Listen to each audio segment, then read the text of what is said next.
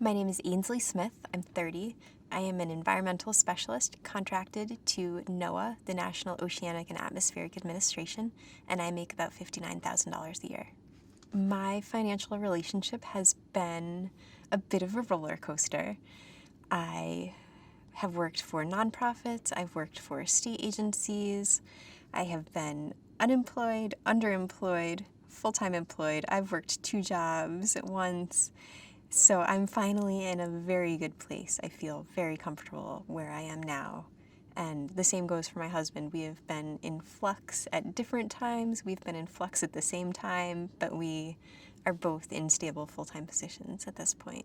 When I moved to Charleston, my husband had also just gotten there and had just gotten started working for a law firm down there as a project manager. And I was job hunting and trying to figure out what I was going to do next, and was offered my position at the aquarium, and they offered me $9 an hour. And that was a tough bullet to swallow, and I stuck it out, and in the back of my mind was just always trying to figure out what's next. We can't get sick, the car can't break down, and I was very fortunate to have my family, as a support. I knew if anything happened, they were there. They had the means to help me out if I was in a pinch or something happened. And I got hired by South Carolina Department of Natural Resources, making $10 an hour, which was also not easy. It didn't feel like I was getting ahead at all. I was doing great things and getting great experience, but it was still paycheck to paycheck and counting numbers and counting and adding and seeing where was this going to go, and not doing a ton of savings and not putting towards retirement, which was frustrating and unnerving. And coming out of grad school, it's not what you hoped for. I really just had to wait it out. There's only so many jobs you can apply to and so much you can do at one time, and I had to get that experience. And I'm so lucky that he was working full-time at the time, and I had him, and I had my family if anything happened that I needed to rely on them. It wasn't a position I wanted to be in, but I think it had to happen to get me to where I am now and to be stable and secure where I am. Personal, fun side, going out, doing cool things is definitely the first thing to go. Even now, we just have basic cable. We don't have super fast internet. We don't have Netflix or HBO or anything fancy like that. We're trying to put our money towards our priorities, which are saving for retirement, and also doing things that we can enjoy now, like traveling and enjoying the area where we are once we've been able to save for that. Being a contractor, it's not always guaranteed that your contract will be renewed each year.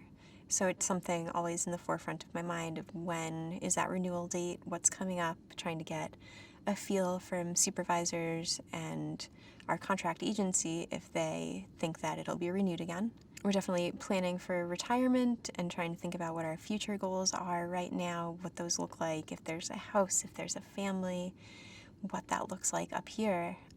Gloucester has become very expensive in the last few years. It's made a change from a hard fishing, kind of a rugged New England town to becoming a very popular tourist and summer destination.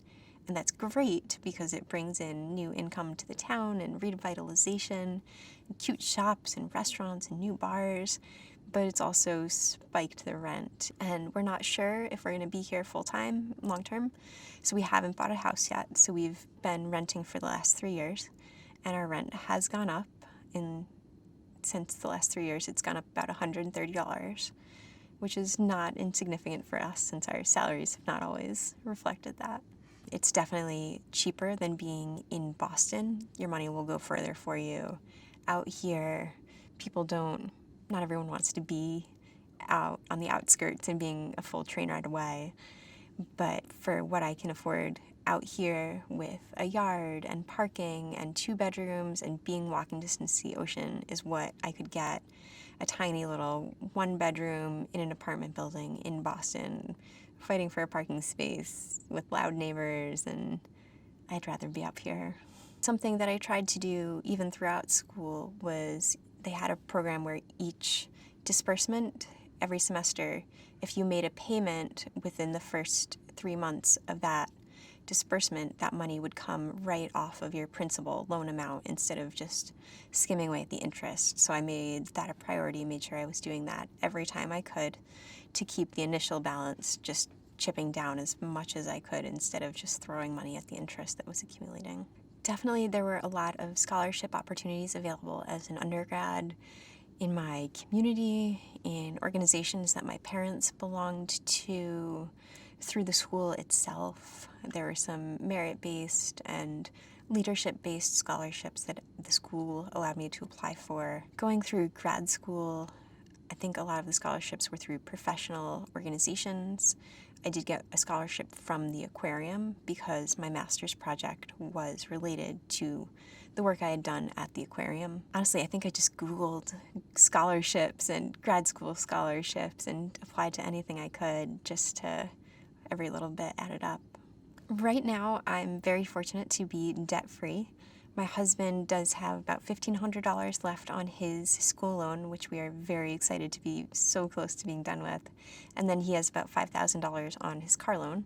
So we are hoping to have that paid off in the next 6 months and be completely debt-free and just focused on our future. When we first moved in together and started combining our finances, we set up joint checking to pay for rent.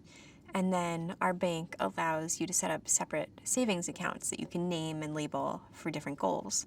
So we started with an emergency fund right away. We knew that was very important as our employment was varying.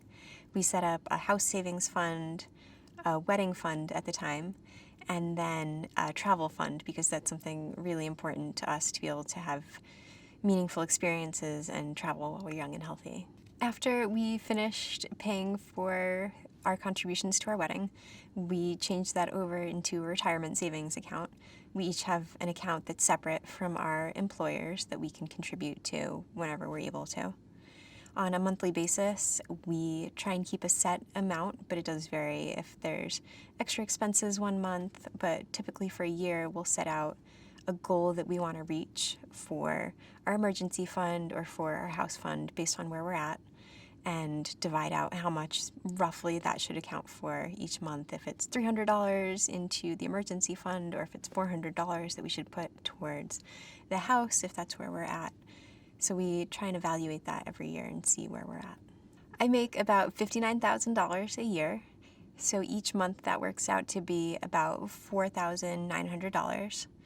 After taxes, what I contribute to my IRA and my health insurance, I take home about $2,800. When I contribute to my IRA, I put in about $460 a month, and my contract agency matches $185 or so of that. So I wanted to make sure I was taking full advantage of that match. So I take home about $2,800 a month. My husband brings home about $2,700 a month, which brings us to $5,500. Our rent is $1,520 a month, and that includes our water bill and our basic cable and internet package. Living in New England, our gas and electric is seasonally dependent. So in the summer, it could be $60 when we're not running any heat, to over $150 in the winter when it's blizzarding outside. So roughly around $100, $105 a month. Our phone bill is $130 a month. My husband commutes into Boston by train, so his commuter pass is $230 a month. I drive to work. It's only a few miles, so my gas is maybe $150 a month. More if we're doing road trips or going on vacation somewhere. And then our insurance is $100 a month. For student loans, I have paid mine off, and he has a small amount left, so we're putting maybe $300 a month towards his. We cook a lot at home, so our food is probably about $400 a month.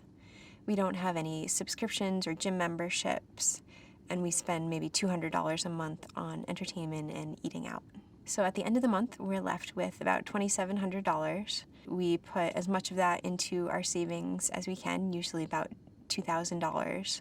And we divide that into our emergency fund, our house savings fund, different retirement funds that we have outside of work, and then also a travel fund because that's something that's very important to us. One of our financial goals is definitely to have a house and settle down, but it's difficult right now. The housing market in the North Shore has skyrocketed in the last few years since we've been here. And it's hard to look at housing prices in other areas, in Western Massachusetts, where my family is, in Pennsylvania, where his family is, in upstate New York, where we went to school. You can buy something comparable for a quarter of the price. So we're trying to figure out what the best use of our money is right now.